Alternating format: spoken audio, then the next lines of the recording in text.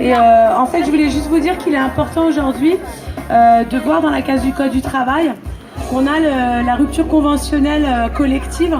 Il est important que vous la propagiez partout quand vous parlez, parce que cette rupture conventionnelle collective, il y a une petite phrase, un petit article qui va avec, qui est qu'elle aura lieu pour le renouvellement des compétences. Et ça, il faut vraiment que ça résonne, parce que veut dire le renouvellement des compétences? Il faut savoir que c'est les banques assureurs qui ont demandé que ce soit inscrit, tout simplement parce que les gens qui ont 10 ans, 15 ans de carrière ont un salaire un petit peu plus élevé. Les cadres, parce que être cadre aujourd'hui c'est facile, par contre le salaire qui va avec c'est pas un haut salaire non plus.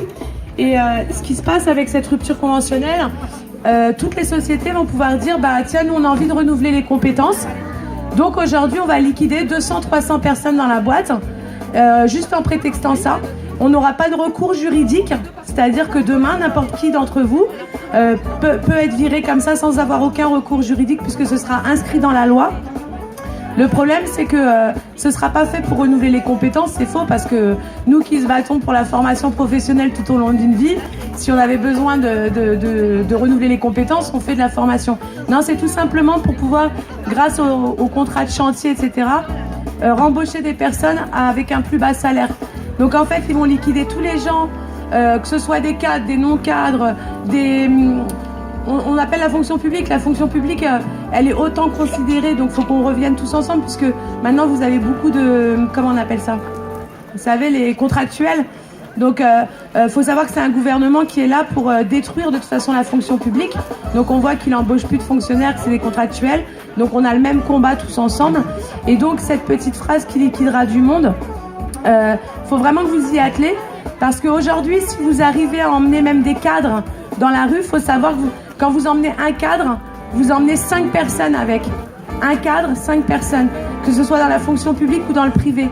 Si vous arrivez à en convaincre un, juste avec cet article-là, parce que la plupart des cadres, il faut savoir que ce n'est pas des gens qui n'ont pas envie d'aller dans la rue, c'est faux. C'est des gens qui ont eu affaire à ce qu'on appelle le lean management. Le lean management, c'est vraiment du management par la pression. Et donc ces gens-là, on leur fait vraiment peur.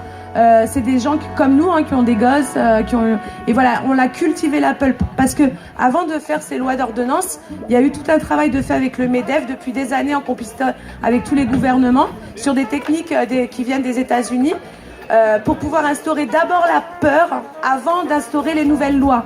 Parce qu'une fois que la peur est installée, on fait moins de combats. Donc maintenant que ça s'est mis en place, ils taclent tout le monde. Alors surtout auprès de vous, moi je vous dis, j'ai pas envie de laisser ces gens-là marcher sur les tombes de mes grands-parents. Tout ce que mes grands-parents ont fait, il est hors de question que ces gens-là aillent cracher sur leur tombe et piétiner leur tombe. Donc pour moi, il faut vraiment qu'on aille emmener tous les cadres dans la rue pour que ceux-ci emmènent tout le monde. Parce qu'un ouvrier, un fonctionnaire, selon les échelons, vont moins faire cadre s'ils ont vont moins faire grève s'ils ont la pression de leur cadre dessus. Si vous arrivez à convaincre le cadre, toute la base va avec lui. Là, ils n'auront pas peur et ils se dévoilent. Donc voilà, on continue le combat et surtout, on ne les laisse pas cracher sur la tombe des grands-parents, et puis on protège nos enfants qui se baladent, etc. parce qu'on ne veut pas d'un avenir de merde pour eux. Voilà.